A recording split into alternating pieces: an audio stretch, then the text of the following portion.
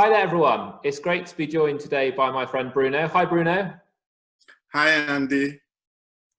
If you don't know me, my name's Andy. I'm part of the staff team at Chichester Baptist Church. I have the privilege to be involved in some schools work in Chichester as well. Bruno's a good friend of mine. Many of you will know him. He's loved and respected in our city. He's one of the leaders at Revelation Family Church and also involved in lots of schools work. Now, I've asked to have a chat with Bruno today to help us to think about the issues of racial prejudice that have been brought to our attention in recent weeks by the shocking and sad events we've seen in the US and the Black Lives Matter campaign that's come as a result. And so, Bruno, we're really keen to listen and to hear from you and to help us think about the importance of this issue. So to start with, just help us think about why this is such an important issue for us to be engaging with. Thank you, Andy. I think, for me, it's not just, I haven't got all the answers, but it's part of us having a conversation and listening to one another and hopefully learning through it. This is an important issue, for me, not only because of the events of the past couple of weeks or so, but also because it's been an issue for many, many generations and many centuries, whereby people have suffered mainly because of their race. So it's really an issue for us as a humanity, really something that we need to deal with. So, Bruno, some people might think this isn't really an issue for us here in Chichester. It's something we see on the news. Been some stuff happening in the US, which obviously got a lot of attention. But just help us think about why this is an issue that we need to be addressing here in Chichester. Maybe share a bit of yours and your family's experience as well. Thank you, Andy. I think it's an issue, not just for the rest of the world and the United States, or even big cities like London and Birmingham, but it's an issue for us in Chichester as well, because back from your first question, the issue is about our upbringing and the things that we have learned, from our parents and, passed on from their parents. So it's been something that's been going on for ages. I know in Chichester and here in the South, we live a kind of sheltered lives, but it's still something that we need to engage with. And, part of it and is whether we have experienced it or seen it, or we feel that it has not happened to us. It does not mean that it doesn't happen. People, just like we heard even in the march, whereby, sometimes you given, looks, just because, you look different to everybody else. And, for me personally, I've been a kind of lucky that it hasn't happened badly to me here in Chichester, but there are incidents I can recall. One of them, the time I was leading a children club, from church, and one evening, one of the girls was being naughty and messing up, so I told her off, and then she went home and reported it to her dad, and the dad and the mom came back marching on and started really aggressively talking to me, and not just that, but they started throwing racial slurs and insults at me. And, those are a kind of, it's quite common even around here. Another incident, like I know friends of mine who are, Africans from their origin, they live in Chichester, and when they moved to this new neighborhood where they are, the neighbor completely refused to talk to them and has ignored them ever since. Not because they did anything wrong, not because they kind of,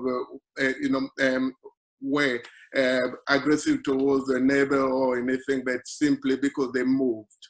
next door to this neighbor, and he has completely blanked them and ignored them, no matter how many times they have tried. So at the end, they have to give up. So for me, it's a prevalent issue even here in Chichester and in this area of the South. And, you know, part of it is just as a kind of learning. And it's, I think I said it at the march the other day, it's not that people are bad in themselves, but it's mainly due to, you know, the fact that people don't know any better. They have been brought up with certain misconceptions and assumptions about another race, whether it's you know, black or Asian, and this also goes about some black people as well. You know, certain misconceptions that we have of white people. So it's important for us to engage in this conversation and really begin to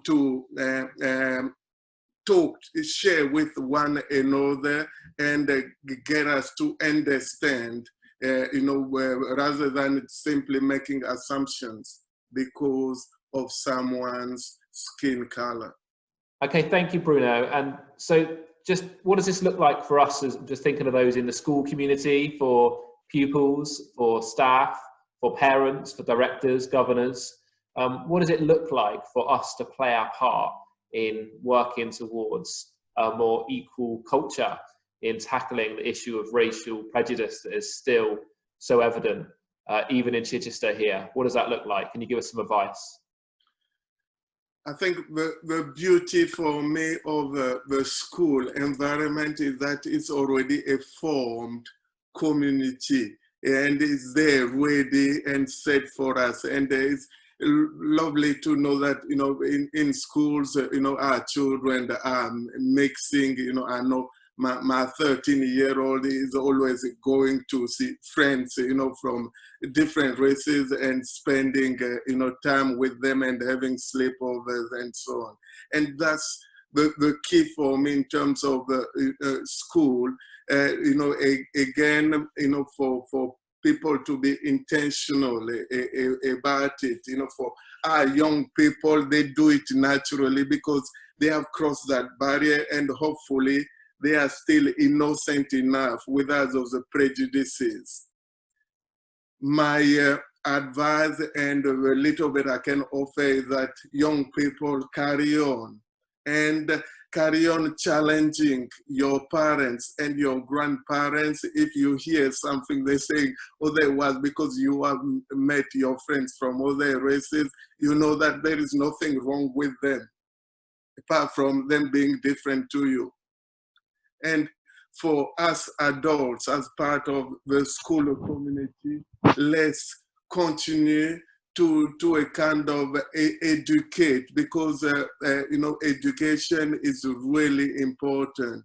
And also let's educate through example, you know, by us, you know, living it out, you know, whether you're a teacher or you are a governor in the school, or you are one of the staff at school, you know, educate by, you know, crossing those, you know, barriers. Of course, you can't really invite the children from another race to your home, but, you know, there are other staff in a school, you know, from a different race. So, you know, mix with them, you know, spend time with them, learn from one another culture. The blessing I have in particular is having lived in different countries. You know, I feel like, you know, I've been so blessed because I've learned so much, you know, from other people. And you know, let's break down the barrier of fear, yeah, by learning, you know, from one another. And I don't know if we got time, but I got a little story about fear I could tell you. Go for it, Bruno. Go on, go for it. Okay, the story concerns my own family, and my wife will kill me for this. But when I first met Joanne, and apparently Joanne's mom told her that she can bring home anybody but a black boyfriend. Mm-hmm. And so because she didn't know any better and so on, and I remember the first time I went home with Joanne. So, we went, Joanne's mom was living in Pembroke, and we were just engaged at the time and went to visit her in Pembroke. And we arrived, Joanne and her mom went out that day, and it started raining. So when it was raining, I went outside and took her washing off the line and brought it in. And just that little gesture and her getting to know me, within a day, she was parading me around Pembroke. And Pembroke is even worse than Chichester in terms of mixture.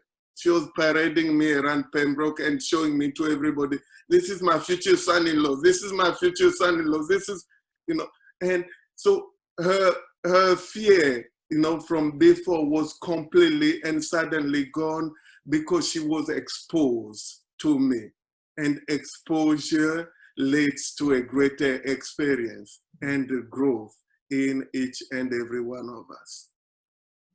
Thank you so much, Bruno. We want to go on doing our bit at listening, understanding, at getting a wider experience in order to break down those barriers of racial prejudice in our culture. We want to do our bit by speaking up and doing our bit by praying and taking action as well. So thank you so much for your time. I hope those listening have found it helpful as well. Thank you, Bruno. Thank you, Andy. It's been really great, being able to share with you in this forum, and I look forward to us catching up soon.